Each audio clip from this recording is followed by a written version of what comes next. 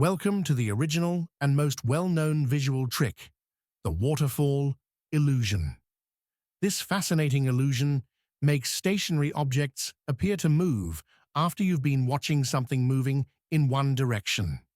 To experience it, stare at a spinning spiral for about 15 seconds, keeping your eyes on the center.